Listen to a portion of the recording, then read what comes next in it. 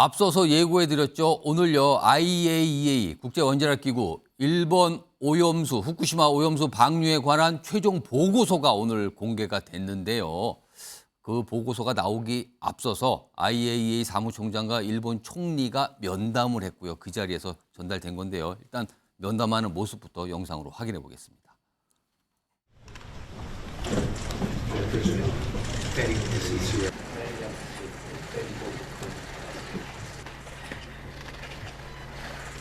以来2年間にわたる期間もの間、 The best science.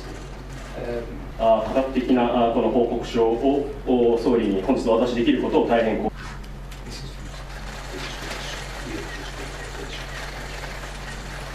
しいでし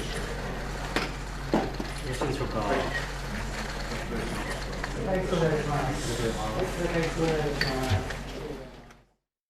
자, 방금 보신 영상이요. 오늘 오후 4시 30분경이었고요. 그 이후에 보고서 전달되고요. 조금 시간이 들러서 지금 보고서 내용들이 공개되고 있는데 지금 속보로 바로바로 전해드리도록 하겠습니다. 지금 자막이 나오고 있는데요. IAEA 판단이 이렇습니다. 후쿠시마 오염수 방류 계획 국제 안전 기준에 부합한다. 그리고요. 오염수 방류가 기술적 관점에서 신뢰할 수 있다. 그리고요. 방류에 따른 인체 그리고 환경, 방사능 영향은 미미할 것이다. 이렇게 지금 속보가 들어와 있고요. 마지막으로요. 그리고 방류 때도 계속 안전성 검토하겠다. IAEA 임무는 이제 시작이다. 네 가지 속보 연속해서 전해드렸는데요. 마지막 부분은 IAEA가 뭔가 좀 여지를 살짝 남겨둔 분위기죠.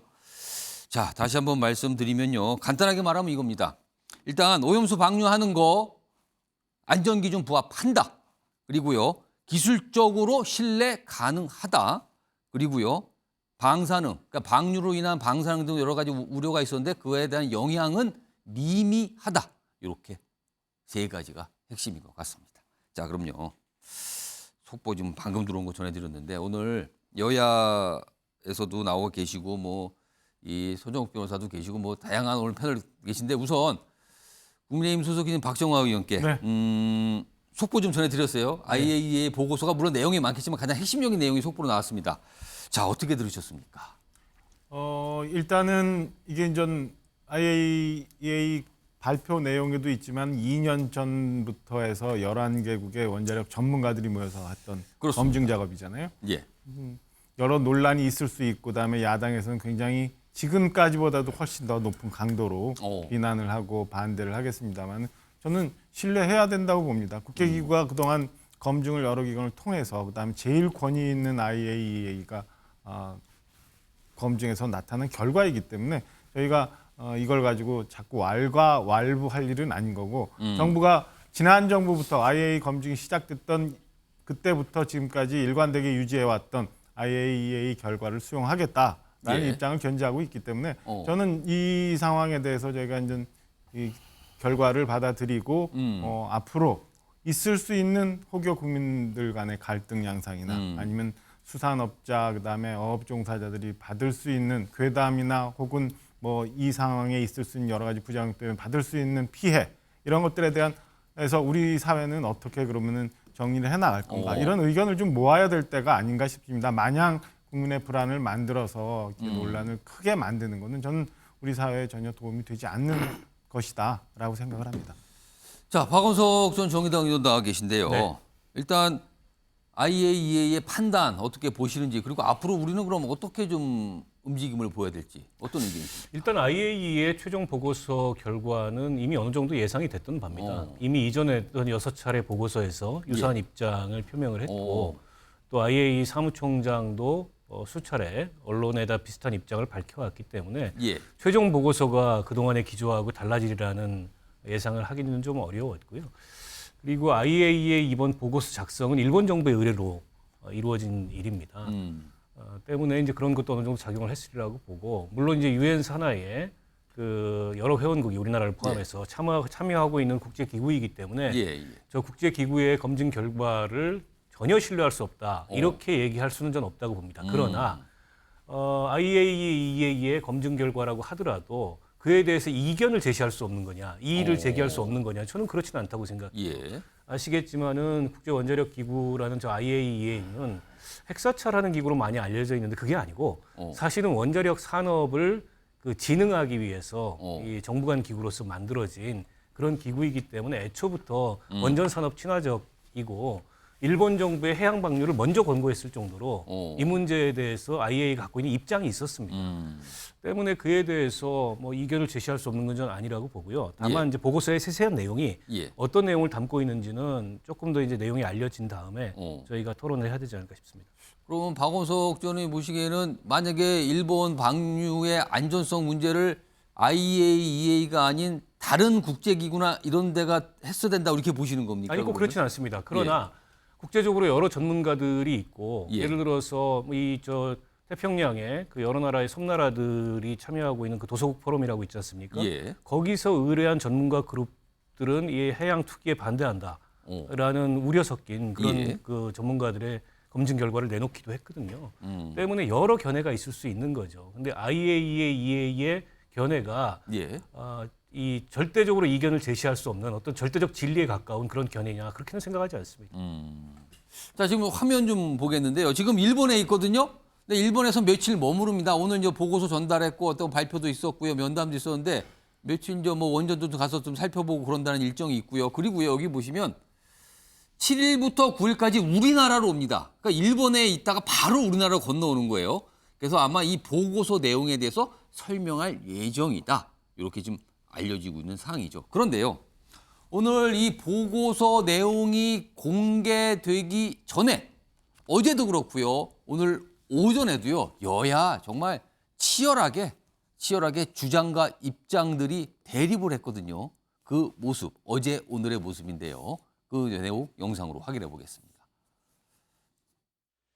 IAEA 보고서는 객관적 보고서이기보다는 일본 맞춤형 보고서일 우려가 크고 과학적 보고서이기보다는 정치적 보고서일 우려가 크다는 것이 모든 사람들의 생각입니다. 어제 최고위원회에서는 IAEA 보고서가 일본 맞춤형 정치 보고서라는 주장도 나왔습니다. 최종 보고서를 보기도 전에 이미 결론을 내려놓은 것입니다. 마치 지동설을 주장했던 갈릴레이에게 유죄를 선고했던 중세 종교재판의 맹목적 세계관을 보는 것 같습니다. 자, 오늘 민주당 소속인 전재수 의원 나와 계신데요. 그러니까 IAEA 보고서 내용이 공개되기 전에 이미 이제 민주당은 좀 정치적 판단할 거다. 그리고 다르게 돌려말하면 약간 믿기가 어렵다. 약간 이런 분위기였거든요. 뭐 지금 보고서 나온 뒤에도 아마 비슷할 것 같은데. 자, 그렇다면 민주당 입장에서는 어떻게 해야 신뢰할 수 있는 어떤 판단, 보고서가 나온다고 보십니까? 그러니까 보고서가 오늘 이제 공개가 됐지 않습니까? 방금 나왔습니다. 예. 그럼에도 불구하고 한 2, 3일 전부터 IAEA 보고서가 어떤 내용으로 담겨질 것이다라는 것은 저희들이 충분히 예측 가능했습니다. 왜냐하면 조금 전에 우리 박원석 의원님께서 말씀하셨듯이 1차에서부터 6차까지 그동안 IAEA가 중간중간에 이제 발표했던 내용을 보게 되면 결국은 방류 쪽으로 손을 들어줄 것이다. 이 예상은 충분히 가능했고요. 예. 그리고 더 중요한 것은 IAEA가 독자적인 어떤 검증 항목을 가지고 또는 독자적인 어떤 기술을 가지고서 이 오염수를 측정을 한 것이 아니고 예. 일본 정부가 위임한 사항에 대해서만 그리고 알프스라는 정화 장치에 대해서만 예. 이제 한정돼서 했기 때문에 충분히 이제 이런 결과가 나올 수 있었을 것이다 예상을 할 수가 있었고요. 예. 그다음에 우리가 유엔 산하 기구이긴 하지만 전 세계 거의 모든 국제 기구가 막강한 힘을 가지고 있는 강대국의 입김으로부터 절대 자유로울 수가 없습니다. 예를 들면은 분담금의 문제라든지 예. 뭐 이런 측면들이 있다라는 말씀을 드리고 그리고 IAEA 국제 원자력 기구는요. 해양 생태계에 대한 연구를 하는 국제 기구도 아니고 그다음에 방사능이 인체와 자연 생태계, 해양 생태계에 어떤 영향을 미치는지를 연구하는 국제 기구가 아닙니다. 원자력 기구 IAEA는 원자력 진흥 기구입니다. 박원석 의원님 말씀하셨듯이 원자력 산업에 대해서 친화적인 그쪽으로 기울어 있는 단체인데 우리가 지금 문제 제기하는 것은 해양 생태계에 영향이 있냐 없냐, 자연과 사람 인체에 영향이 있냐 없냐, 예. 직접 피폭했을 때 어떤 영향이 있고 간접 피폭했을 때 어떤 영향이 있고 반감기가 어떻게 되느냐 예. 이런 부분에 대한 문제 제기를 하는 겁니다. 그렇기 때문에 IAEA를 통해 가지고 검증된 것과 저희들이 우리 국민들이 우려하는 해양 생태계의 문제라든지 인체에 미치는 영향에 대한 예. 답은 하나도 안 나와 있습니다. 그렇기 때문에 문제 제기를 하는 것이고요. 좋습니다. 백발양보해서 예. 그렇다면 IAEA가 안전 기준에 부합한다라고 했으면 좋습니다. 일본 정부가 안전하다고 판명이 됐으니까 예. 그거를 일본 영토 내에서 처리하십시오. 그걸 왜 반대하는 나라가 단 하나라도 있으면 그 바다가 일본만의 바다가 아니지 않습니까? 이것은 전 세계 인류가 공유하는 바다이기 때문에 이 민폐도 이런 글로벌 민폐가 있을 수가 없습니다. 기왕이 안전하다고 나왔으면 예. 일본의 농업용수로 쓰든 고업용수로 쓰든 아니면 일본 강물에 그것을 방류를 하든 일본 영토 내에서 해결하면 아무 문제가 없습니다. 예. 기왕이 안전하다고 나왔기 때문에 저는 이 말씀을 꼭 드리고 싶습니다. 자, 손정욱 변호사. 그러니까 전재수 의원께서는 IAEA는 바다에 대해서는 잘 모른다. 그리고 중립적인지 약간 의심스럽다. 약간 이런 얘기를 말씀하셨어요. 손정욱 변호사 어떻게 보십니까? 뭐 저는 이제 그 IAEA 판단이 지극히 당연하고요. 우리가 이제 철저히 존중해야 된다. 이런 생각이 들고요. 예. 이 이전에 이제 그 중국의 덩샤오핑이 예. 경험만이 진리를 검증하는 유일한 척도다.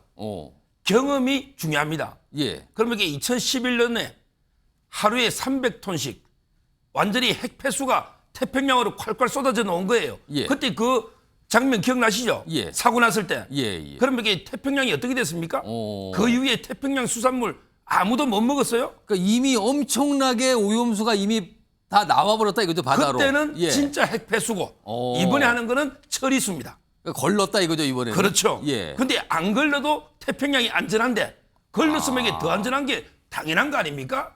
저는 이게 IAEA는 G7 정상들도 이게 존중한다고 했고 예. 그다음에 문재인 대통령도 과거에 존중한다고 했습니다. 저도 IAEA가 완벽한 뭐 최고의 전문가인지는 모르지만 예. 최소한 이게 민주당보다는 전문성이 있다 봐요. 민주당이 저는 이재명 대표 말보다 김영조의 말보다 예. 임종성 의원 말보다 예. IAEA가 조금 낫다. 최소한- 민주당보다는 낫다. 최소한 전문성이. 아무리 못해도 민주당보다는 전문가다. 민주당이 전문가가 어디 있어요? 전문성이 어디 있어요? 저는 이게 이것까지 다 부인하면 그러면 사드 때도 우리 전파진흥원 있잖아요. 예. 이거 부인하고 모든 이게 국가기구나 국제기구 다 부인하고 예. 내가 보고 싶은 것만 보고 내가 주장하는 대로 그 자기 중심제가 아닙니까? 그리고 조금 전에 전재수 의원님 그렇게 안전하면 일본 쓰라 하지만 예. 태평양이라는 넓은 바다에 희석 효과가 있잖아요. 태평양에서 오줌을 눕다 해서 이게 표가 납니까? 근데 좁은 데서 쓰는 거와 태평양의 희석 효과는 다르다. 이래 봅니다. 자, 일단 기다렸죠. 어느 순간부터 우리나라에서 저 보고서를 굉장히 많이 기다렸어요. 근데 결국 나왔거든요. 나온 건 아까 안전기준 부합이고 뭐 영양 미연다 이런 거였고요. 그래서 내부 말씀 쭉 들어봤는데 의견이 좀 많이 갈리고 있죠. 자, 그런데요. 이 일본 후쿠시마 원전 오염수 방류 문제는요. 어느덧 언제부턴가 우리에게는 정치 이슈로 다가와 버렸습니다. 자, 다음 주제는요. 그 내용을 좀 다뤄보겠습니다. 보시죠.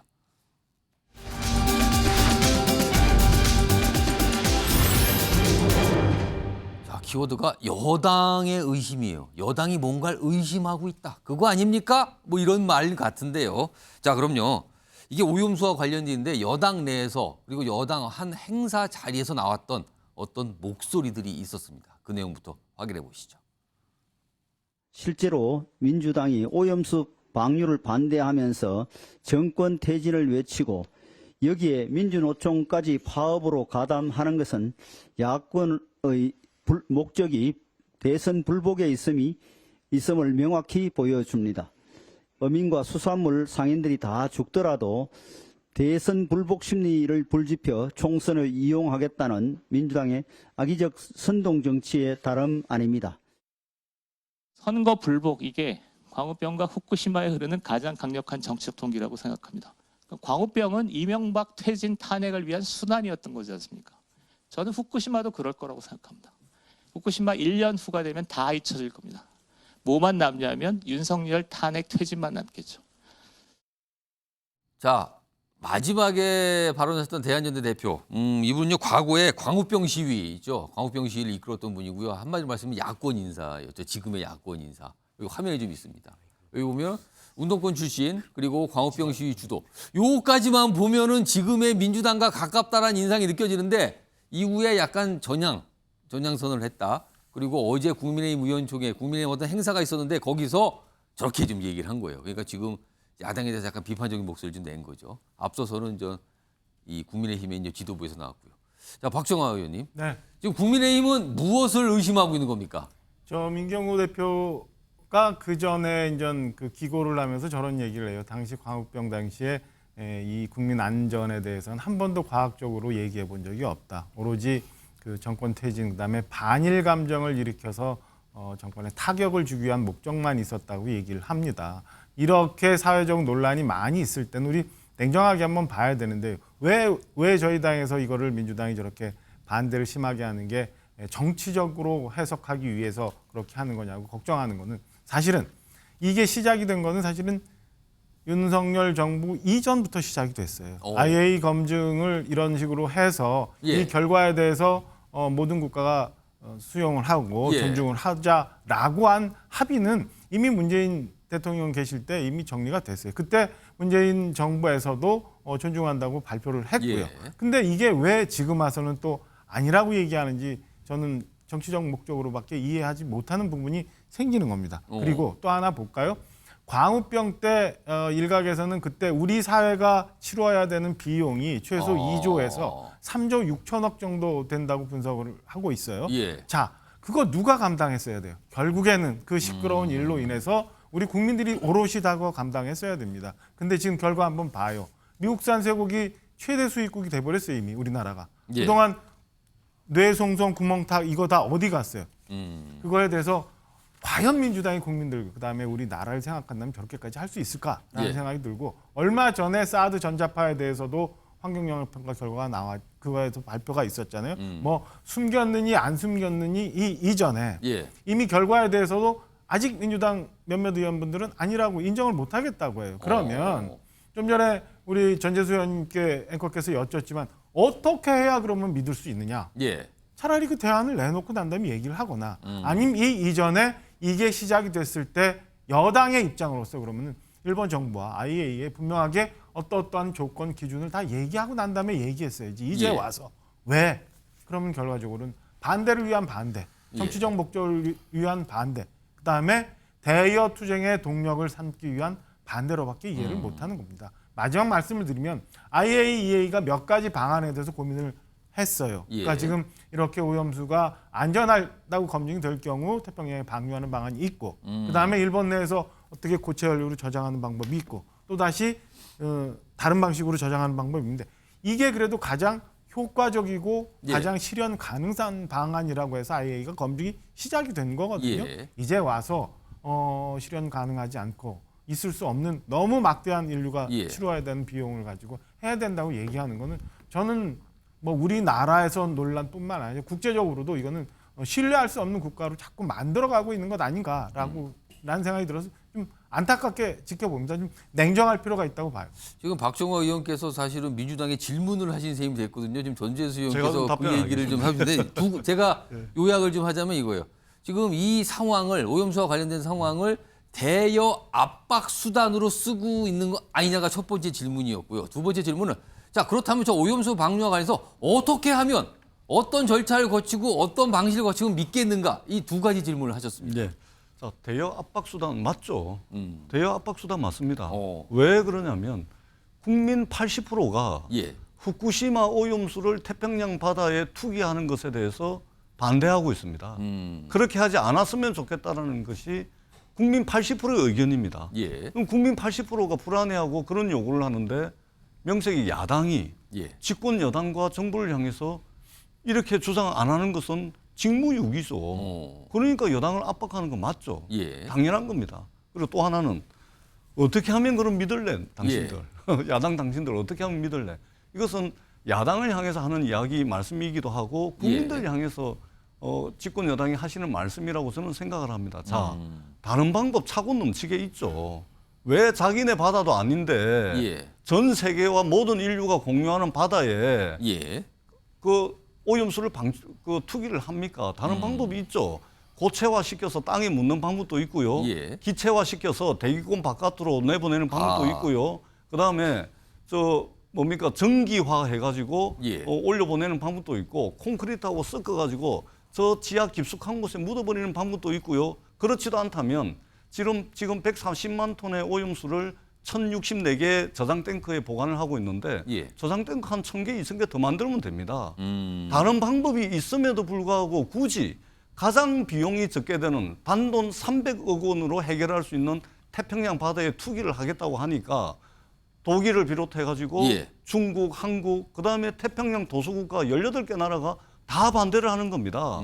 그렇지 않습니까? 그리고 또 하나, 과학을 말씀하시는데요. 예. 자, 1986년도 4월 달에 체르노빌 원전이 터졌습니다. 37년이 지났습니다. 예. 37년 지난 지금 어떻는지 아십니까? 그렇게 과학이 완벽하다면, 이때까지 인간이 이룩한 과학의 성취가 완벽하다면, 원자력에 대해서 37년 동안 체르노빌 반경 30km 안에는 여전히 출입 금지입니다. 그리고 자연 생태계와 인간 생체, 사람 생체, 인체에 미치는 영향에 대해서는 지금도 현재 진행형으로 연구 중입니다. 원자력에 대해서 인간의 과학이 성취한 부분도 있지만, 원자력에 대해서 인간이 성취한 과학이 풀지 못한 미지의 영역이 예. 차고 넘치도록 있는 겁니다. 지금도 현재 진행형이에요. 지금 당장 10년 인간에게 피해 없다? 20년 뒤에 생기면 어떡할 겁니까? 30년 뒤에 생기면 어떡할 겁니까? 예. 어떤 우라늄 같은 경우는 반감기가 45억 년이랍니다. 그러면 45년 동안 자기 분열을 계속해서 하면서 방사능 물질을 만들어냅니다. 이게 인간의 과학으로서 전부 예. 설명 가능합니까? 무결점에 오릅니까 이것이? 그렇기 때문에 국민의 생명과 안전과 관련된 것은 이 손톱만큼이라도 빈틈이 있으면 안 되기 때문에 예. 다른 방법이 있지 않습니까? 그것이 1조 원이 든다, 3천억이 든다 그러기 때문에 다른 방법이 있음에도 불구하고 그것을 하지 아니하고 예. 300억 드는 가장 간단한 방법으로 해가지고 일본이 이렇게 글로벌 민폐를 일으켜서야 되겠습니까? 그리고 그렇게 하는데 대한민국 정부가 단 한마디 반대도 못하고 국민 80%가 반대하는데도 명시적으로 일본 정부에 예. 반대를 못하고 다른 대안을 선택하라. 압박을 못하는 대한민국 정부를 보고서 과연 이 정부가 대한민국 국민을 대변하는 정부인지 이걸 지금 묻고 있는 겁니다. 알겠습니다. 이거 박정아 의원님께 말씀하실 길 드려야 될 것 같아요. 질문이 다시 왔거든요. 사실은요. 저 서정욱 변호사하고 박원석 의원님 잠깐만 기다려 주시고요. 그러니까 지금 말씀하신 게 다른 방법, 고체화 등등 다른 방법이 있다. 그리고 이게 국민들 불안 해소하기 위한 어떤 방법을 찾아야 될 거 아니냐. 뭐 이런 질문을 하셨어요. 어떻게 보십니까? 일단 첫째는 다른 방법이 있다에 대해서는 이미 그게 IAEA 검증이 시작되기 전인 2년 전에 이미 우리 국제사회가 합의한 건이에요. 그러니까 이렇게 해서 방류하는 게 인류의 인체에 문제가 없다면, 그래 신뢰할 수 있는 부분이라면 예. 방류하는 게 제일 낫다. 그때도 여러 가지 방법에 대해서 검토를 했었죠. 예. 근데 이게 문제가 없다면 방류하자라고가 그때 국제사회가 합의했던 내용이에요. 예. 이 합의 내용을 왜 이제 와서 뒤집느냐라는 예. 문제가 있어요. 그러니까 대한민국이 국제사회에서 신뢰할 수 없는 국가가 되고 그때 정치적 판단에 따라서 달라질 수 있는 예. 나라가 되기 때문에 왜 당시 그때는 얘기하지 않았느냐라는 문제를 하나 제기할 수 예. 있고요. 두 번째는 자, 이 IAEA 검증 결과가 나오기 전에 국민 80%가 방류에 반대했다라는 예. 거는 통계 조작이에요. 이건 해석의 조작이라고 봅니다. 그러니까 그러니까 이 방류한 IAEA 결과를 믿느냐 안 믿느냐라는 걸 떠나서 그 이전에 방류는 어쨌든 반대하니까 왜 국민들은 애초에 그 불안의 원인을 애초부터 없애면 제일 좋은 거니까 방류 반대하는 게 80%가 나올 수 있어요. 근데 방류하는 걸 80%가 반대한다고 해서 국민들한테 이게 인체에 해롭게 되는 거고 이걸 먹으면 안 된다라고 하는 거는 저는 논리적으로 튀는 거라고 생각을 합니다. 그래서 이걸 가지고 지금 현재 이 IAEA 결과를 믿느냐 안 믿느냐 아니면 정말 인체에 문제가 있어서 반대해야 된다고 생각하느냐 안 하느냐 조사 결과가 나오기 전에 이 80%를 가지고 국민 모두가 반대하고 IAEA 결과를 신뢰할 수 없다라고 해석하는 거는 저는 통계에 대해서 잘못된 해석이라는 걸 하는 좀 말씀을 드리고 마지막으로 하나만 말씀드려요. 자, 일본 후쿠시마라는 거는 태평양을 향해서 지금 있는 거예요. 우리나라는 그 반대편에 있어요. 자, 이 해류가 돌아서 캐나다, 미국을 돌아서 돌아올 때까지 전문가들은 4, 5년이 걸린다고 합니다. 미국, 캐나다는 그럼 왜 여태 가만히 있는지에 대해서 우리 한번 생각해 볼 필요는 있고요. 자, 서해안 쪽에 있는 그 50여 개가 넘는 중국의 원전에서 나오는 오염수에 대해서는 왜 그럼 여지껏 아무 문제 없이 걱정 예. 없이 있었느냐, 이런 것도 한번 생각해 봐서 과연 이게 과학적으로 맞는 걱정인지 아니면 정말 국민들을 좀 불안하게 떨게 하는 일종의 선동인지 예. 저는 그 문제에 대해서도 우리 사회가 한번 좀 알겠습니다. 두 그렇죠. 분이 봐야 지금 된다고 오염수 부분 치열하게 토론해서 잠깐만요. 지금 저 오염수 부분에 대해서는요. 지금 아직 뭐 구체적으로 이제 반응들이 나오기 시작할 거거든요. 그건 요 정도로 좀 정리하고요. 지금 오늘 IAEA 보고서 내용이 공개된 것과 관련해서 여당 내에서 반응이 좀 나왔거든요. 영상이 방금 들어왔습니다. 확인해 보겠습니다. 그렇습니다. 11개 국가의 전문가가 모인 IAEA TF에서 또 적합하다는 이야기이기 때문에 그야말로 괴담이 아니고 뭐겠습니까? 예, 앞서 제가 구두논평에 말씀드렸지만은 IAEA 결과 발표가 또 우리가 국제적으로 우리가 한국이 위상이 있는 만큼 또 거기서 겸허히 받아들일 필요가 있다라는 것이 제 입장입니다. 자, 일단 손정욱 변호사, 박원석 전 의원 지금 두 분 현역 의원들이 토론하시는 거 옆에 잘 듣고 계셨는데 원래 주제로 좀 돌아가서요. 지금 여당이 뭔가 자꾸 의심을 하고 있다. 지금 야당에서 하는 움직임이 이게 정권 퇴진하고 자꾸 연결시켜서 가는 거 아니냐 이런 의심을 하고 있단 말이에요. 손정욱 변호사는 어떻게 보세요? 뭐 저도 이게 전적으로 동의하는 게요. 예를 들어 이제 광우병 있잖아요. 그때 그 미국 소고기 안전에 대해서는 뭐 관심이 없어요. 오로지 이명박 정권 퇴진하라 이런 게 정치적 저는 이게 그 집회 이런 거였고요. 그다음에 그 사드도 마찬가지예요. 사드의 오로지 중국 눈치 보기라든지 또는 이제 그 미국, 일본과 우리 군사 동맹 예. 이걸 이게 비판하기 위한 정치적 목적이지 그게 뭐 참외가 어떻고 저쩌고 그게 무슨 관심이 있었겠습니까? 이번에 이것도 마찬가지예요. 저는 후쿠시마도요. 결국 이게 윤석열 대통령 퇴진 공격 이게 저는 주목적이 아닌가 총선 앞두고 이렇게 지금 보고 있는 거고요. 예. 지금 이제 항상 이게 저는 두 가지를 생각해봐요. 첫째는 이게 중국에서 사고 났을 때 이렇게 했을 때는 우리가 어떻게 했을까? 저는 일본을 좀 우습게 일본 반일몰이가 아닌가? 일본이 유난히 우리가 일본한테 강하게 나가거든요. 중국한테는 이게 저자세예요. 똑같은 상황에서 중국이었다면 어땠을까? 자, 두 번째 역지사지. 우리나라도 이게 그 핵사고 날 수 있죠. 그럼 이게 우리나라였다면 과연 이게 십몇 년 동안 보관했을까? 아니면 이게 바로 방출했을까? 아니면 이게 더 천문학적인 돈을 써서 계속 매장해라. 계속 너 땅 부산 다 팠어라도 이게 보관 천년만년 해라. 이랬을까? 이게 우리도 사고 날 수 있는 거예요. 선례가 되는 거죠. 예. 그 점에서는 상당히 아쉽고요. 이제 중요한 거는 이제 방류는 기정사실화 됐습니다. 지금부터 중요한 거는 우리 어민들이나 또는 횟집이나 더 예. 피해가 없어야 됩니다. 이제부터 괴담을 퍼뜨리는 것은 반국가 세력이에요. 이거 반국가 세력입니다. 가짜 뉴스를 가지고 퍼뜨려서 우리 어민들, 예. 횟집들 다 망하게 하면 안 돼요. 이제 방류 못 막아요. 이미 방류는 기정사실화 됐기 때문에 예. 이제는 이게 저희가 철저히 과학으로 가지 더 괴담을 하는 거는 예. 우리 어민을 죽이는 거다. 저는 이래 봅니다. 자, 박원석 전 의원님, 그러니까 정치색이 짙게 묻어난 움직임 아니야. 이거예요. 지금 손정욱 변호사 말씀은 어떻게 보십니까? 저는 이제 국민의 생명과 안전에 관련된 문제지 않습니까? 그에 대해서 당연히 야당으로서 우려를 표할 수 있는데 그걸 두고서 마치 뭐 정권 퇴진 투쟁의 수단으로 사용한다거나 예. 대선 불복이라고 얘기하는 것 자체가 저는 괴담이다라고 생각을 하고요. 자, 몇 년 전으로 한번 시계를 돌려서 보면 예. 똑같은 이 후쿠시마 오염수 해양 방류 문제에 대해서 지금은 주미대표로 가신 이 국민의힘의 당시의 조태용 의원이 결의안을 대표 발의해가지고 지금의 김기현 국민의힘 대표, 뭐 윤재욱 의원 다 찬성하셨어요. 그때하고 지금하고 달라진 건 대통령 바뀐 것밖에 없습니다. 그럼 거꾸로 묻고 싶은 거예요. 그때는 왜 그런 결의안을 내고 그런 결의안에 찬성들 하셨냐. 지금 뭐가 달라졌길래 180도 입장이 변해가지고 예. 그걸 괴담이라고 얘기하느냐. 그리고 정부는 어떤 상황에서도 예. 국민의 생명 안전을 최우선에 둬야 됩니다. 마지막까지 경계심을 늦추면 안 되고 우리 이게 해양 주권에 관련된 문제고 안전의 문제고 환경 예. 주권에 관련된 문제이기 때문에 반대해도 됩니다. 그렇다고 일본이 저거를 태평양으로 방류 못하는 게 아닙니다. 예. 할 수 있습니다. 근데 일본 대변인 노릇을 하고 있어요. 우리 정부가. 왜 일본 정부보다 더 앞장서서 그걸 안전하다고 그렇게 강변을 하고 야당이 걱정하거나 국민들이 걱정하는 건 괴담이고 예. 여론조사는 조작됐다. 이렇게 얘기를 하는지 모르겠어요.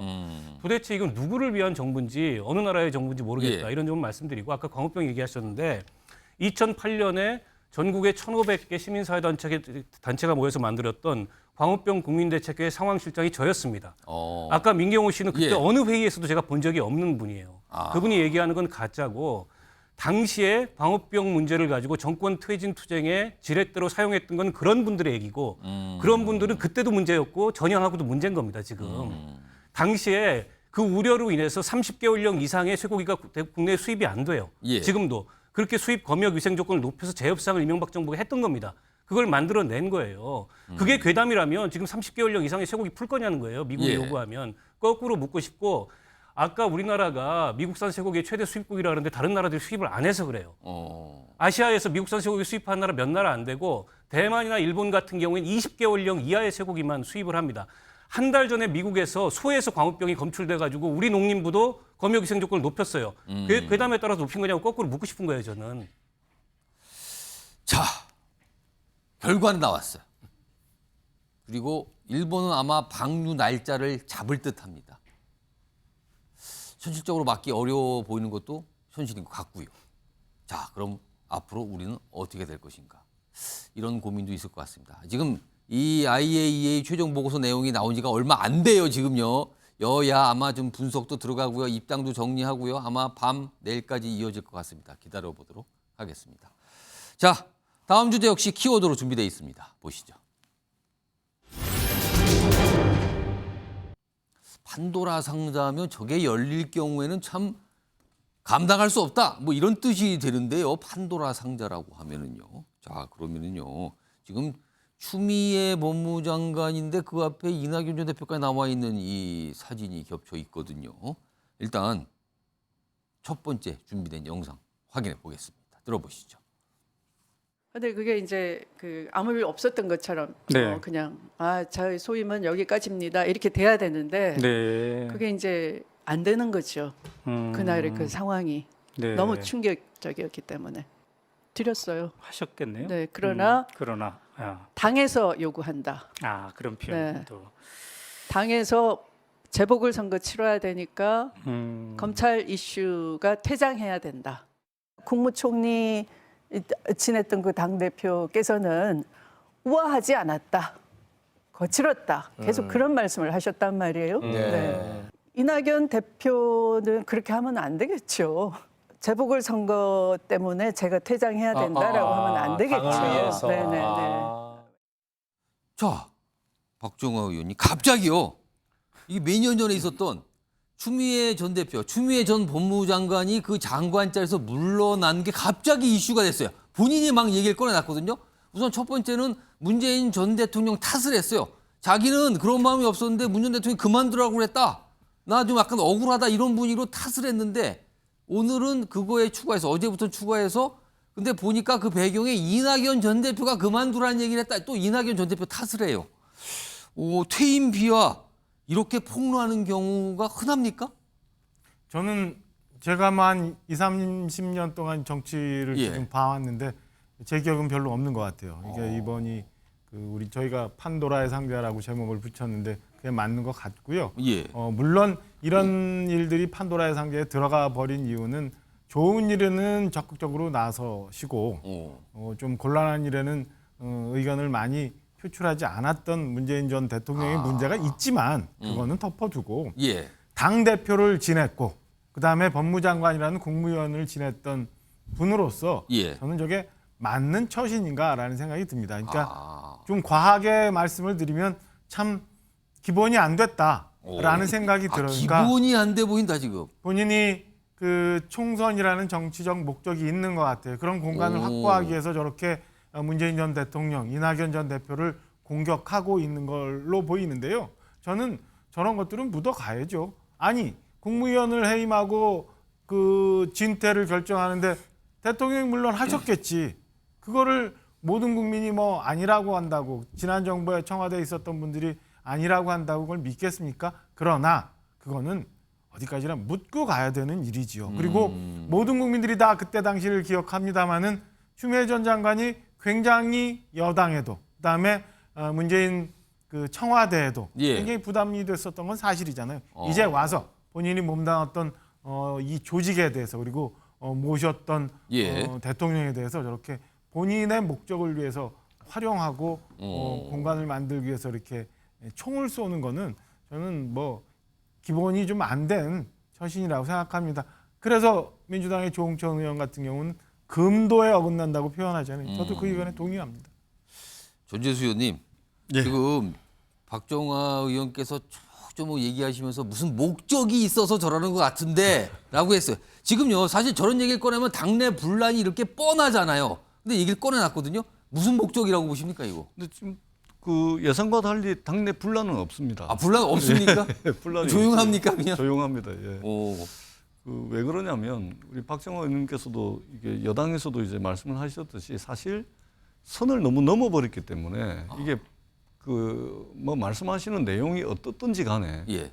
이게 이미 선을 넘어버린 것이기 때문에 이게 분란이 될 수가 없는 선을 겁니다. 넘어버려서 예. 누가 봐도 이건 뭐 그냥 예. 너무 하는구나 이렇게 판단한다는 이건 겁니까? 아니지 이런 거죠. 선을 너무 넘어버리니까. 그러니까 예. 이게 논란이 되려면 이게 어느 선 안에서 예. 지켜야 될 선이라는 게 있는 거 아닙니까? 그 안에서 뭔가 예. 논쟁의 불씨가 되거나 이런 걸 해야지 선을 완전히 넘어버리니까. 그럼 왜 손을 넘었다고 보십니까? 그러니까 저는 그 백발 천발 양보를 하더라도 예. 저도 이해가 안 됩니다. 아, 이해가 안 된다. 굉장히 실망스럽다는 말씀을 드리고 우리가 살아가면서 있잖아요. 예. 세상 천지에 할 말 다 하고 사는 사람 몇이나 되겠습니까? 예? 더더구나 예. 전직 장관을 하고 전직 당대표를 했고 5선 국회의원을 하신 분이 예. 세상만 사면 하고 싶은 이야기 그냥 뭐 아무 데서나 다 해보고 예. 아니 이런 사람이 몇이나 되죠? 우리가 부부 사이에도 할 말 다 하고 사는 사람 몇 없어요. 저는 가려서 하시라 이 말씀 꼭 드리고 싶습니다. 전재수 의원님이 약간 화가 나시는지 그냥 어떻게 하고 싶은 말 다 해뿔고 하고 사투리가 살짝 섞여 들어서 나오셨어요 지금요. 자, 지금요 이렇게 오늘은 어제부터 이낙연 전 대표까지 거론이 되는 상황이잖아요. 그래서 이른바 친이낙연계, 친낙계 정치인의 목소리를 좀 담았습니다. 들어보시죠. 21년도 대선 후보 경선 내내 선명하게 말씀을 드렸는데 여러 번이죠. 그런 사실 자체가 없다. 그리고 그렇게 알고 있다 그러면 오해에 근거한 거다. 그 사실은 본인이 너무나 잘 압니다. 재공연, 재상연을 하는 이유는 현재 본인의 목적과 목표가 분명히 있는 거죠. 근데 그것은 아마 정치적 목표일 거고요. 아마 이낙연하고 각을 세우고 반대쪽에 서 있겠다라는 목표가 있는 거 아닌가 싶어요. 약간 현재 이낙연 전 대표 입장에서는 어이는 없지만 또 이걸 구구하게 설명할 필요가 있나 하는데 굉장히 좀 망설이고 있고요. 이낙연 전 대표 입장에서는 어이가 없다 지금 다 어처구니가 없다 이런 생각을 갖고 있다고 좀 설명이 됐어요.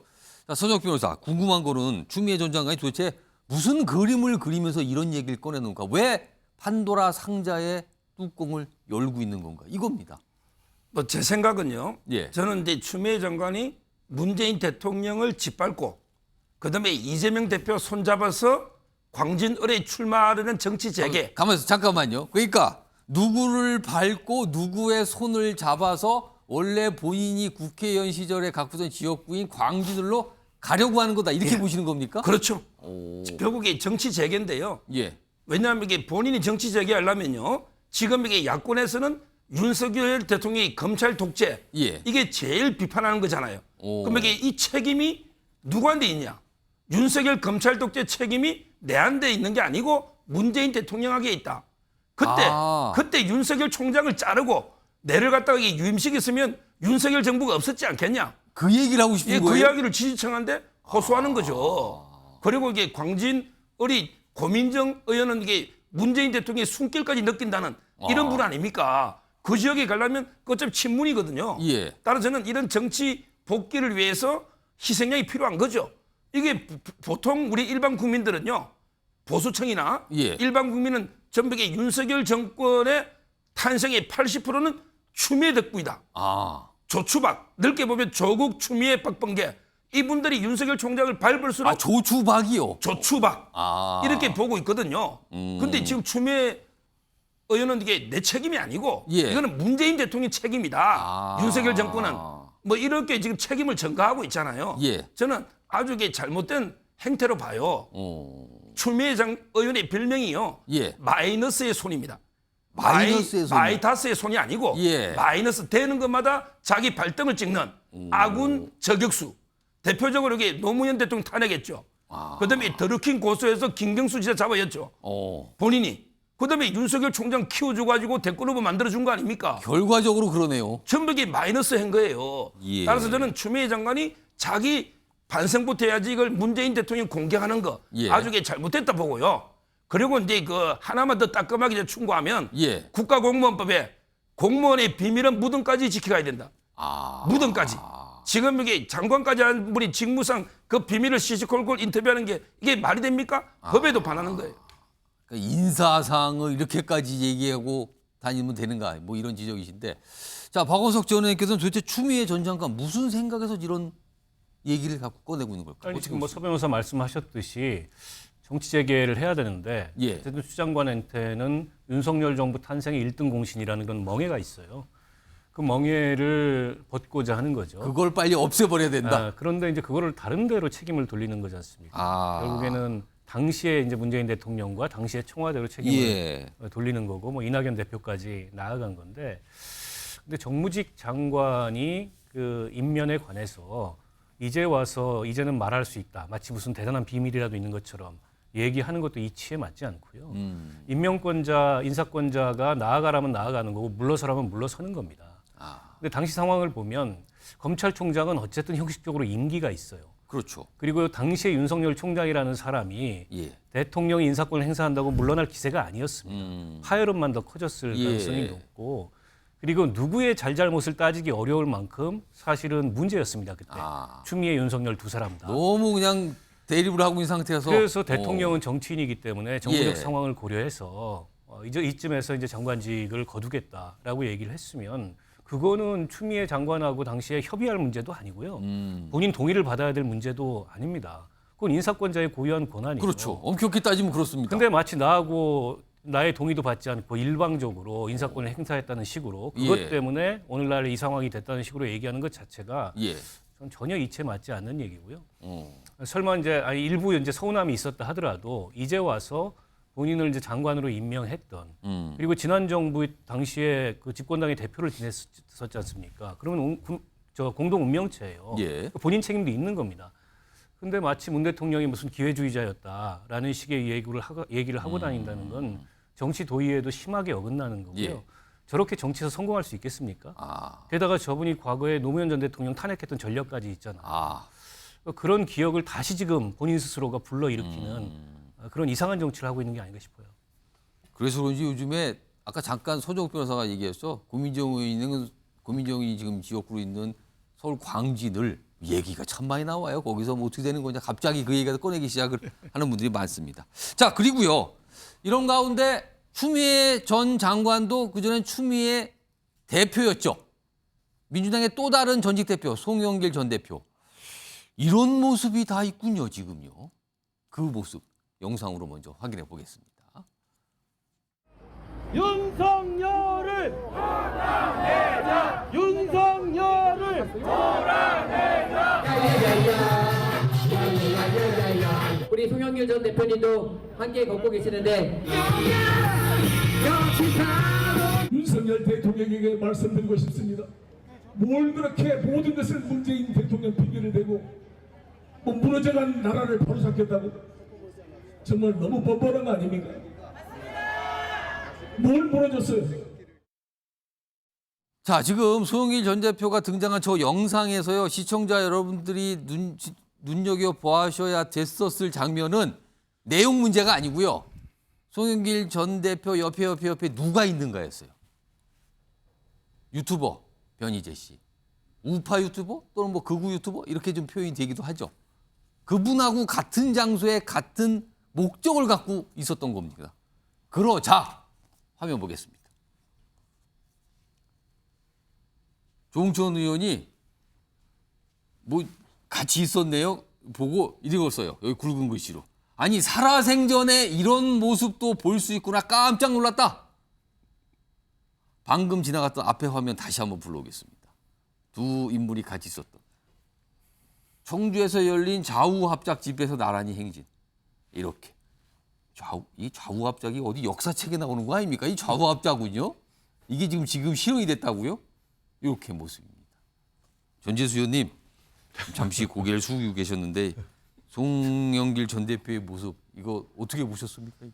무슨 연유에서 저런 그림이 그려졌는지 저도 한번 물어보겠습니다. 아, 물어보고 싶으십니까? 예, 물어보고 다음 도대체 왜?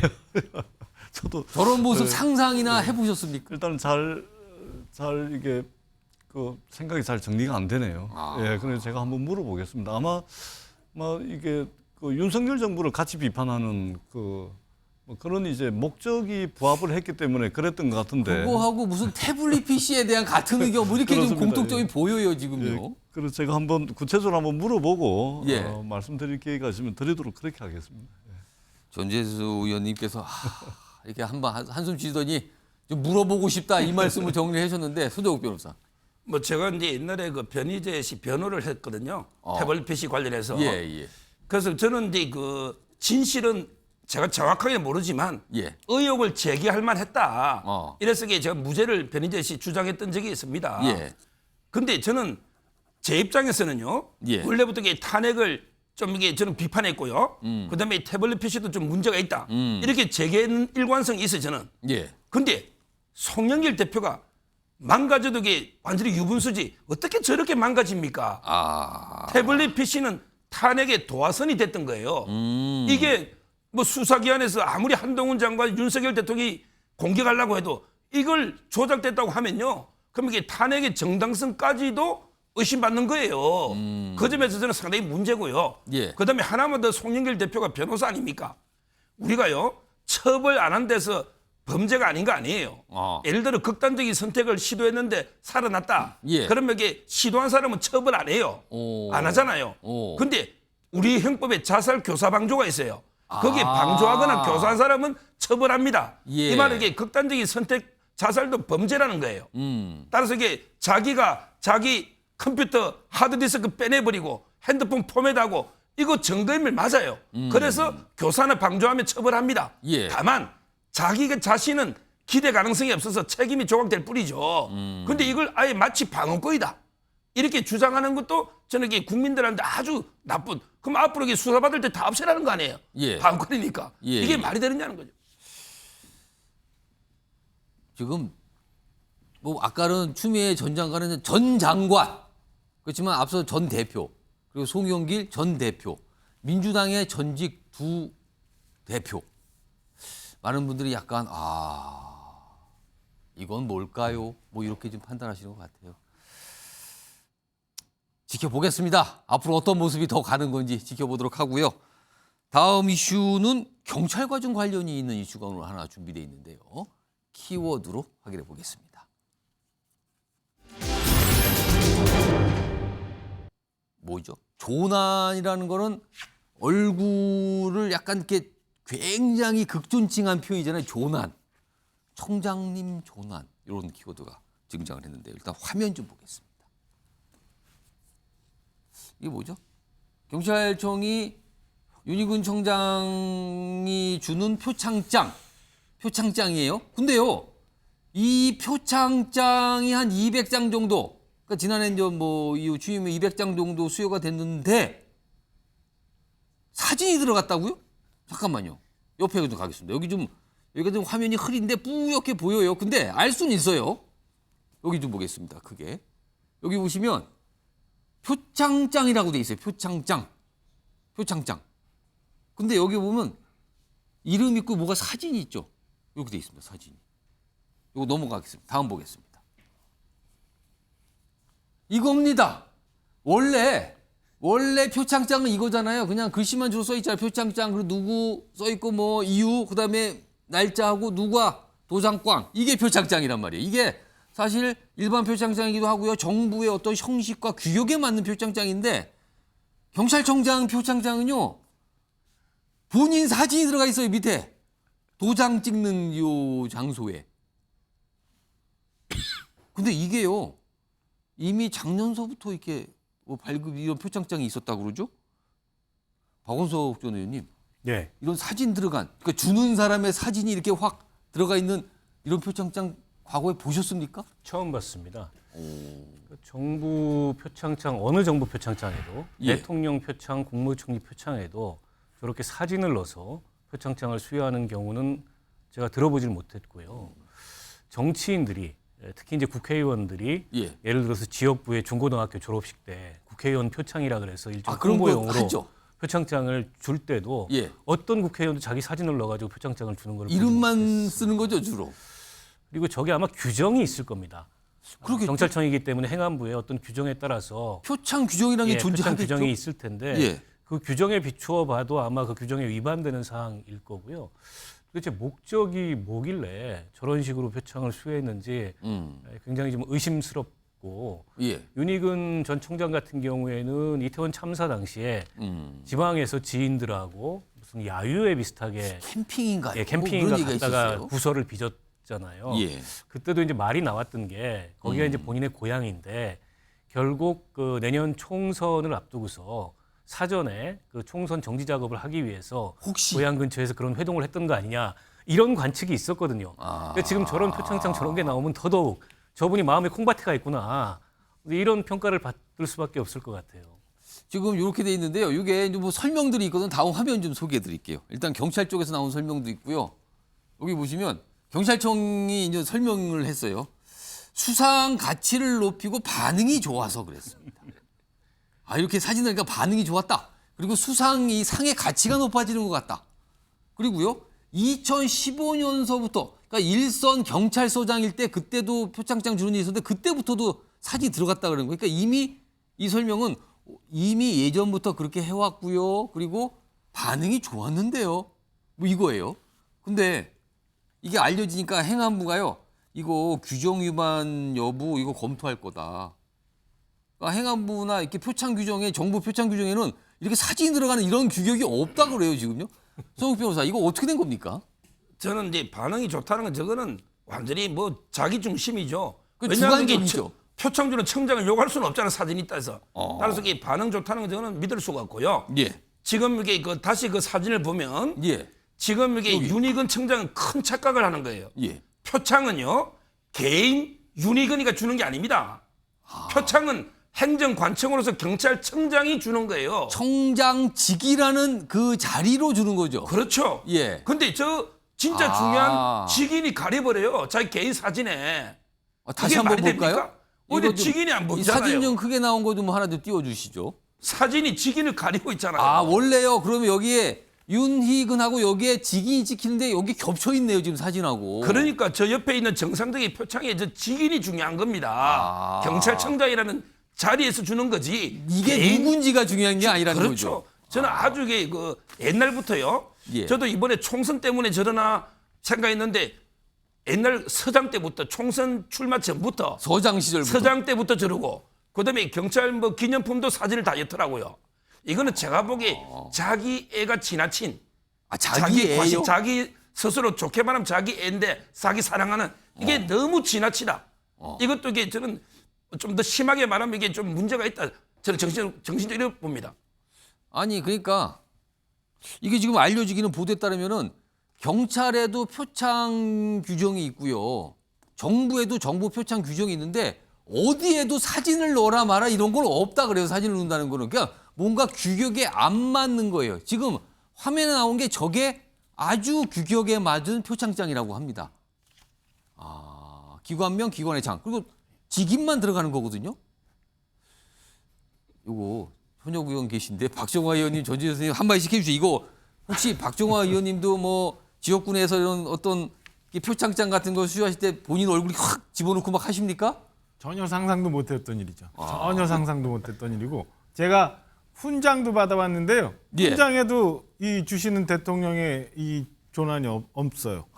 그러니까 대통령 표창에도 그런 거 안 들어간다. 예. 어이가 없는 일인데 경찰청장이 사실은 그 국무위원 장관급은 아니지만 우리 국회에서 청문회 하잖아요. 그렇죠. 중요한 자리입니다. 국민의 생명과 안전에 굉장히 많이 영향을 미치는 그런 자리이기 때문에 청문회를 하는 거거든요. 예. 저는 행안부에서 지금 규정을 한번 검토해 보겠다고 하는데 저게 15년부터 이런 일이 있었다면 이미 한참 전부터 그랬다는 거네요. 있었다면 이제 저는 알려졌어요. 근데 이게 직무 감찰이라도 필요하다고 봐요. 그래서 조금이라도 의도가 있는 거라면, 그러면 저는 저런 거는 다시는 일어나지 않도록, 그다음에 본연의 경찰청장의 임무에 충실할 수 있는 자세로 돌아갈 수 있도록 저는 뭐 무언가의 제재, 그다음에 이런 그 정리가 좀 필요하다고 생각합니다. 전재수 의원님, 경찰 쪽 설명은 반응이 좋아서 그랬다는데 그리고 보니까 경찰들의 반응도 좀 보도 통해 나와 있는데 이런 반응이 있어요. 좀 갈리는데 이거 좀 나쁘끄럽다 이런 반응이 있는가 하면 아니 뭐 반응 좋다는데 뭐 이런 반응도 있어요. 어떻게 보십니까? 아마 이 프로그램을 보고 계시는 우리 시청자 여러분들께서도 저희들이 다 웃었는데 아마 웃고 있지 않으실까. 전 세계적으로도 유례를 찾아보기 어려운 창의적 발상입니다. 창의적이다. 창의적 발상입니다. 이런 창의적 발상으로 국민들께 봉사하는 그런 경찰청장이 돼줬으면 좋겠습니다. 이 말씀에 뭐 뼈가 아주 굵은 뼈가 있네요. 지금 말씀에. 알겠습니다. 자, 이 내용 이 정도로 좀 정리하고요. 아마 정부에서 들여다본다니까 뭐 어떤 조치가 있을 것 같기도 하고요. 자, 다음은요. 뭐 연일 화제죠. 장민환 문화부 제2차관. 오늘 첫 출근한 모습도 있었고 앞에서 임명식 모습도 있었는데 몇 가지 좀 영상을 준비했어요. 그 내용 좀 확인해 보겠습니다. 임명장 장미란. 무엇보다 아이를 즐거워하는 학교 선생님들과 힘을 합쳐.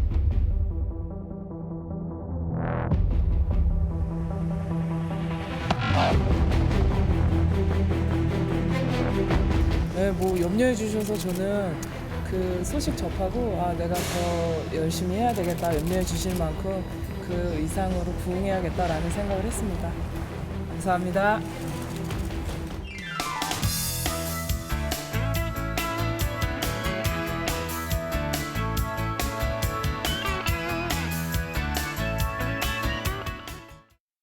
자, 일단 화제 만발이고요. 그리고 앞서 민주당 내에서 장민환 차관에 대해서 약간 좀 뭐랄까요, 비판적으로 보는 이런 어떤 지적이 있었는데 그에 대해서 부응하도록 열심히 하겠습니다 하고 가볍게 넘기는 것 같으네요. 보니까요. 그러면서 저런 모습이 있었습니다. 자, 영상으로만 좀 전해드렸고요. 다음 이슈 넘어갑니다. 보시죠. 자, 비상사태 사진이 굉장히 험악하죠. 우리나라 내용이 아닙니다. 지금 프랑스입니다. 프랑스 파리에서 보였던 모습. 지금 폭동 뭐 이런 모습이거든요. 일단 영상이 매일같이 뭐 들어오고 있는데요. 관련 영상부터 좀 확인해 보겠습니다.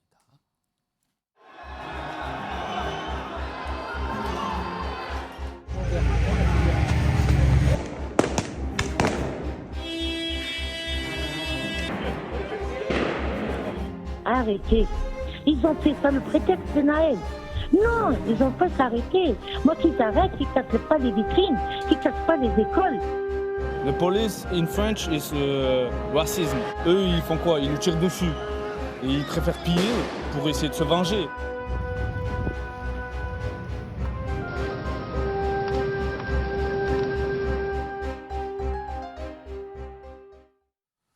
자, 교통 검문을 비탄하던 알제리계 10대 소년, 프랑스에서입니다. 경찰의 총격으로 숨진 뒤에 시위가 있었고요. 그 시위가 커지면서 폭동으로 바뀐 겁니다.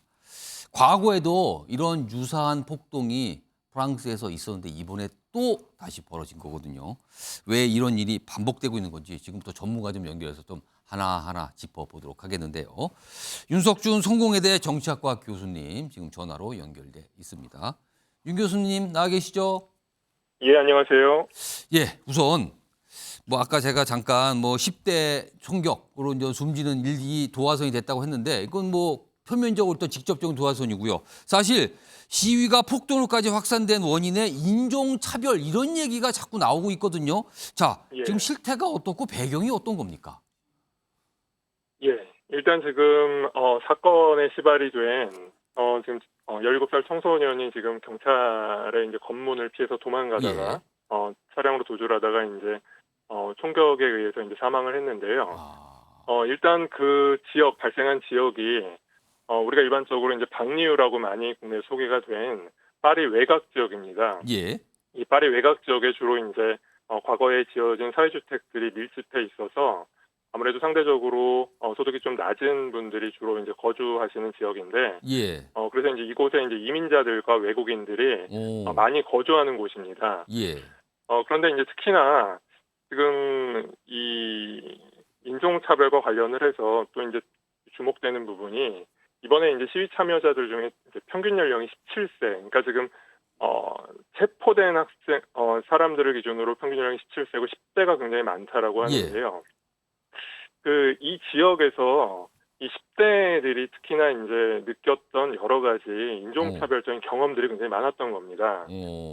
10대들 같은 경우는 이제 성인들에 비해서 생활권이 좀 좁은 편이죠. 예. 그러니까 성인들은 먼 일터를 이제 오가는 그런 생활권을 갖게 되는데 학생들은 예. 주로 이제 학교와 집을 오가는 동네에서 생활을 하니까요. 근데 이제 요 10대들이 느끼는 프랑스라는 것은 이 동네에서 이제 일상을 살아가는 과정에서 경험하는 국가의 역할, 그러니까 뭐 교육, 의료, 치안 뭐 이런 것들에 대한 경험인데 예. 이들이 이제 주로 경찰들에 대한 경험이 굉장히 좋지가 않습니다. 왜냐하면 이 지역에서 경찰들이 특히나 이제 요 이주민 이민자들 2세들을 중심으로 한 이 청소년들에게 굉장히 좀 거칠게 행동을 해왔던 것들은 정말 많이 좀 문제가 되어왔었던 사실이기도 하고요. 경찰은 일단 이곳에서 범죄 발생률이 높았기 때문에 그런 것들이 불가피했다라고 이야기를 합니다. 뭐 그런 부분들이 일면 사실이기도 하고요. 그런데 이제 문제는 뭐 미국의 이제 여러 사회학자들이 이번 기회를 계기로 해가지고 지금 계속 많은 지금 언론 인터뷰들을 하고 있는데 예. 프랑스 공권력이 유색 인종이나 무슬림들에게 인종차별적인 모습을 그동안 오랫동안 보여온 것은 좀 부인하기가 힘듭니다.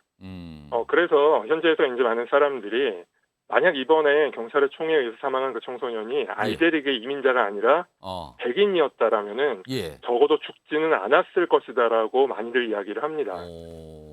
주로 이제 북아프리카 이민자들에 대해서 옛날에 식민지 관계를 연상시킨다는 그런 인종 차별에 대해서 여하튼 성찰이 좀 필요하다라는 이야기가 그 현지 언론에서 지금 지속적으로 나오고 있습니다. 예, 교수님. 그런데요, 지금 이게 처음에는 그런 어떤 불상사로 시작한 시위였는데, 그러면 지금 말씀드린 경찰에 대한 어떤 감정이나 인식이 좋지 않으면은 경찰하고 굉장히 좀 격하게 충돌한 수준으로 머무는 게 아니고 약탈 방화로까지 전개가 됐거든요. 이건 왜 이렇게 폭력적 양상으로 퍼지는 겁니까? 일단 전제할 것은 뭐 어떠한 동기에서든 간에 지금의 이제 무차별적인 방화와 특히 이제 상점 등에 대한 약탈이 나와요. 이거는 정당화될 수 없는 측면이 분명히 있습니다. 일단 약탈과 방화는 유럽에서 흔히 이제 군중의 일탈적인 성격으로 보고 있는데요. 보통 이제 평소 모든 시위들에서 소수의 과격한 시위대가 늘 존재합니다. 뭐 프랑스에서는 일반적으로 이런 사람들은 이제 까세어라고 이야기를 하는데, 제가 프랑스에서 살았던 경험상으로 보면은 뭐 좌파나 우파 진영의 모든 시위들에서 큰 차이 없이 늘 소수가 존재를 합니다. 그런데 이제 특히 프랑스에서는, 그리고 유럽의 주 국가들에서는 이 프랑스 혁명으로 대표되는 시민혁명의 역사적 유산 때문인지 이 부당한 국가 권력이라고 주관적인 뭐 판단을 하더라도 어쨌든 여기에 대한 폭력적 저항이 크게 터부시되지 않는 좀 경향이 있습니다. 이게 이제 이게 동아시아 문화하고는 좀 많이 다른 부분들인 거죠. 인식이 그렇군요. 하지만은 뭐 어쨌든 지금의 약탈 방화 국면은 너무 지나치기 때문에 그래서 이제 피해자의 할머니를 중심으로 가족들도 시위대에게 방화와 약탈을 중단해달라는 메시지를 지금 발표하기도 한 겁니다. 윤 교수님, 그런데요. 특히 주목할 거는 시위대가 방화를 하고 약간 파괴를 한 대상이 여러 가지가 있지만 도서관과 학교가 포함이 돼 있습니다. 이건 좀 이례적인 현상인가요? 아니면 이유가 있습니까? 그 시위대가 도서관과 학교를 이제 불태우는 장면들이 계속 이제 언론을 통해서 보도가 되고 있는데요. 실제로 과거에 2005년도에 있었던 방류 사슬 때에도 도서관과 학교가 주로 10대 시위대들의 주요 방화의 표적이 됐었습니다. 왜 그런 겁니까? 약간 우리로서는 상상하기가 좀 어려운데요. 이게 이제 그러다 보니까 이런 현상들이 계속 일어나다 보니까 실제로 이제 드니 맥클랭이라는 사회학자가 왜 도서관을 불태우는가라는 실제로 연구서를 쓰기도 했습니다. 근데 이 학자의 주장은 도서관이 단순히 문화적 공간이 아니라 정치적 공간이라고 하면서 기성 질서를 유지하고 권력을 세습시키는 기제로서 문화자본의 상징적 측면, 그래서 이것들에 대한 공격이라고 해석을 하고 있는데요. 저는 조금 다른 생각을 가지고 있습니다. 그러니까 그들이 10대라는 것을 잊지 말아야 되는데요. 그 도서관과 학교가 그들에게는 가장 익숙한 국가 정부의 상징이기 때문인 거죠. 그러니까 이번 시위 과정에서도 보면은 시청과 세무서도 방화의 대상이 됐습니다. 그런데 10대들에게는 그곳에 대한 경험은 거의 없었을 것이고요. 도서관과 학교가 그 상징적인 이제 대상이 된 거죠. 그래서 도서관이 사실 이러한 지역에서 굉장히 많은 역할을 수행하고 있는데 더욱 익숙한 것이 이제 애증의 대상이 되었다라는 점에서 상당히 좀 안타깝게 보고 있습니다. 자, 마지막 질문 드리겠는데요. 지금요, 인접국으로도 뭔가 번지는 거 아니야? 특히 스위스에 있는 약간 이민 계층으로까지 뭔가 번지는 거 아니야? 이런 걱정이 있는데 그런 우려가 좀 나오고 있나요? 어떻게 보십니까? 이런 부분들은 처음부터 좀 예견이 됐었고요. 왜냐하면 이제 그 유럽이라는 게 지난 반세기 동안 이 유럽 통합이 심화되면서 유럽 주요 국가들이 서로 많은 영향을 주고받으면서 이 동조화되는 모습들을 좀 보여왔습니다. 밖에서는 우리가 일반적으로 유럽파 혹은 수평적 유럽파라고도 하는데요. 경제적 사회적 불평등의 심화, 그리고 이민자들과 외국인들에 대한 차별, 이러한 것들이 대부분의 선진국들, 특히 이제 주요 유럽 국가들이 모두 가지고 있는 이제 공통 문제이다 보니까 한 나라에서 이러한 문제가 크게 불거지면 주변 국가들에서도 그동안 쌓여왔던 문제들이 있기 때문에 함께 이게 폭발하는 모습들을 그동안 보여왔습니다. 2005년 방류 사태 때도 인근 유럽 국가들로 시위가 번진 사례가 이미 있었고요. 특히나 이번 보면은 지금 주로 이 벨기에 불어권 지역, 스위스의 불어권 지역을 중심으로 우선 지금 불길이 옮겨 붙었는데요. 이러한 부분들은 이 근본적인 문제들, 사회경제적인 문제들이 있기 때문에 다른 독일이나 이탈리아, 네덜란드 등으로도 언제든 확산된 여지는 있습니다. 그런데 다만 이번 주 초 지금 들어와서 프랑스에서 방화와 약탈이 이어지던 매우 폭력적인 시위가 일단 소강 국면에 들어서고 있고요. 그렇기 때문에 조금은 상황이 호전될 거라는 좀 기대감을 가지고 있습니다. 알겠습니다. 자, 오늘 말씀 여기까지 듣도록 하고요. 지금까지 윤석준 성공회대 정치학과 교수였습니다. 감사합니다. 감사합니다. 자, 다음 프랑스 파리 모습까지 약간 소강 상태라 그러네요. 그나마 좀 다행이군요. 자, 마지막 주제 준비되어 있습니다. 보시죠. 사라진 아기들입니다. 우리요, 인구 줄어드는 거 정말 걱정해야 되는 나라거든요. 근데 아기들이 사라지고 있답니다. 도대체 왜? 어른들은 못 막는 걸까요? 이 얘기 좀 해보겠습니다. 화면 좀 보시죠. 지금 이게 전국의 지도잖아요, 지금. 그러니까 등록이 안 된, 태어났다고 알려지지도 않은 아동들이 사망한 현황이 지금 전국에 다 퍼져 있어요, 지금. 그럼 이 정도면요, 특정 지역에 있다 이 정도가 아니에요. 다 있다라는 거예요, 어디든 지금. 그리고요, 지금 경찰이 수사 중인 193건인데 그중에 사망이 11건이 나왔어요. 확인됐어요. 근데 원래는요, 경찰이 여기저기 이제 조사받고 신고도 받아서 원래는 80건이 좀 안 되게 조사했는데 며칠 사이에 확 늘어났습니다. 자꾸 늘어나는 거예요, 지금. 이상한 일이 많았다는 거죠. 손정욱 변호사, 지금 전수 조사를 하고 있는 거잖아요. 근데 만약에 이게 어떤 내용이 알려지지 않고 전수 조사를 안 했다면 이거 다 모르고 지나갔다는 거 아닙니까, 이거? 그렇죠. 알 수가 없는 게요. 예를 들어 이제 지금은 출생 신고를 이제 한 달 이내 부모가 하거든요. 늦어도 이게 과태료 5만 원밖에 안 합니다. 이 말은 이제 병원에서 출생을 통보하거나 이런 게 전혀 없기 때문에 신고 안 해도 이게 거의 이제까지는 완전히 사각지대였죠. 근데 이번에 감사원은요. 감사원은 이제 여러 가지 보건복지부 산하기관 감사나 행안부 모든 정보를 볼 수 있기 때문에 여러 자료들을 모아서 자료를 다 보기 때문에 이제 이게 문제가 돼서 전수조사까지 들어간 겁니다. 설명 다 하셨어요? 그렇죠. 근데 지금 문제는 그래서 놓은 게 법안이요. 통과된 게 출생 통보제거든요. 통보제. 근데 병원에서 이제 그 통보를 바로 하면 이런 문제는 막을 수 있는데 근데 문제는 산모가 미혼모라든지 뭔가 자기 신분 노출을 꺼린다. 아니면 예를 들어 병원이 아는 곳에서 아기를 낳았다면. 그러니까 지금 이게 이렇게 되면 병원에서 자동으로 통보하면 예. 그러면 이게 병원을 이용 안 하면 더 안전하게 문제가 될 수 있잖아요. 그래서 요즘 이게 또 오히려 산모가 신분을 공개 안 하고 날 수 있도록 이걸 또 이게 그 보호 출산을 또 해주자. 보호 출산제. 예. 이게 논의가 되고 있는데 저는 이게 또 문제인 거는 그러면 이게 태아는 모든 게 저는 가장 중심은 태아를 중심에 봐야 되거든요. 예. 태아는 이게 자기 어머니가 누군지도 모를 수 있는 알 권리 이런 게 여러 가지 문제가 아예 있어서 그냥 누군지 모르게 돼버린다는 건데. 정말 이게 고차 방정식이라서 상당히 어려운 상황입니다. 박정호 의원님, 이런 상황에다가 뭐 영아 매매까지 이루어진다는 얘기까지 있거든요. 아이를 사고 파는 거예요. 그러니까 충격적인 소식들이 점점 들어오고 예. 있는데, 그러니까 이제 병원에서 현장에서 바로 뭐 아이를 매매했다는 그 수사도 지금 진행이 되고 있고. 이거 어떻게 안 됩니까?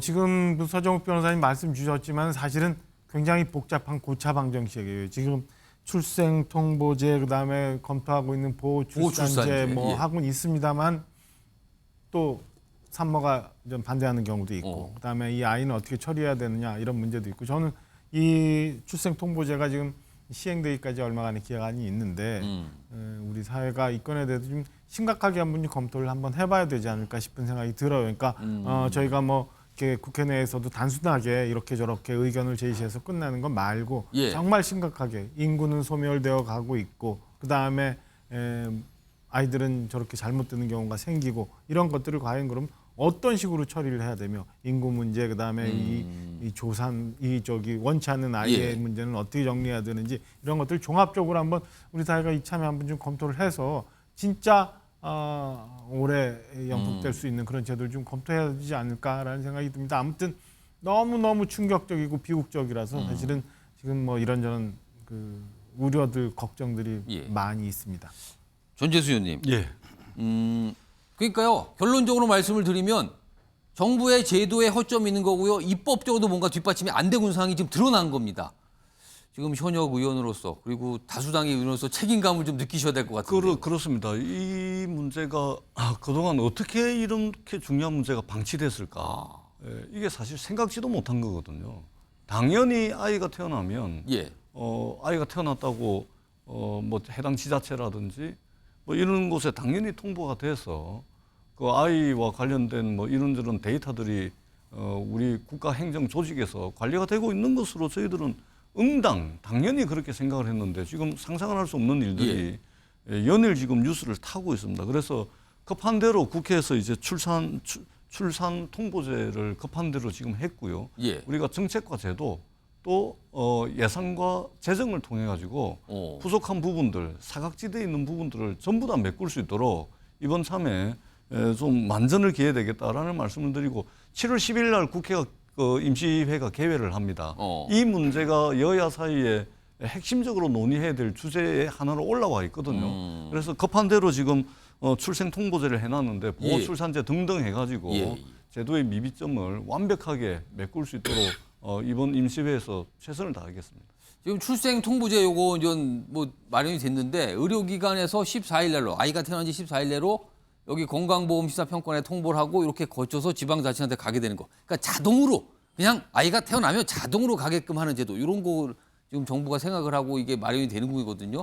근데 이것만 갖고 되겠는가? 왜냐하면 또 신고를 안 하려고 하는 원치 않는 경우도 있고 그럴 때는 어떻게 할 것인가? 뭐 이런 게 여러 가지들 많은 분들이 고민했는데요. 앞서 지도 좀 다시 한번 불러오겠습니다.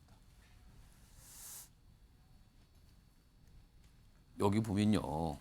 경찰이 수사 중인 193건, 근데 사망 11건. 이거요, 제발 더 늘어나면 안 될 것 같습니다. 찾았으면 좋겠습니다, 아이들을.